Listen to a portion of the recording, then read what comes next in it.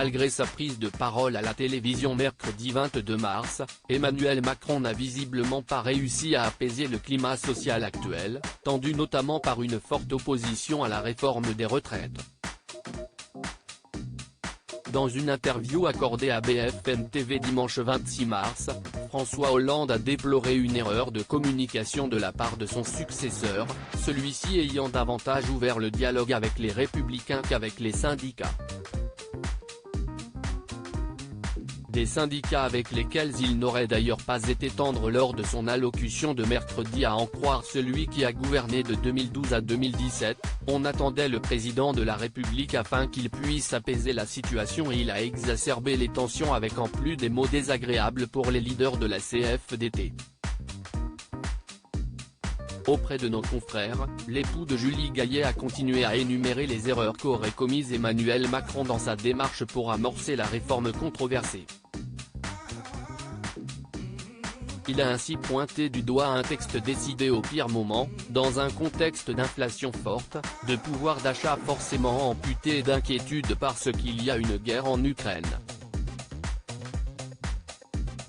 L'actuel locataire de l'Élysée aurait également fait une erreur de contenu en proposant une réforme des retraites qui demande des efforts à ceux qui ont travaillé dur et tôt et rien à ceux qui ont les revenus les plus élevés. Supérieur à François Hollande, Annie Dupéret, Patrice Laffont. Ces stars qui ont révélé le montant de leur retraite. François Hollande sans tabou sur sa propre retraite. François Hollande s'est exprimé à de nombreuses reprises sur la réforme très discutée ces dernières semaines. Face à la vindicte à l'égard des politiques, il avait d'ailleurs décidé de dévoiler le montant de sa propre retraite cumulant celle d'anciens présidents de la République, d'anciens députés de Corrèze, d'anciens conseillers de la Cour des comptes et d'anciens présidents du Conseil général de Corrèze sur le plateau de BFM TV, lundi 6 février.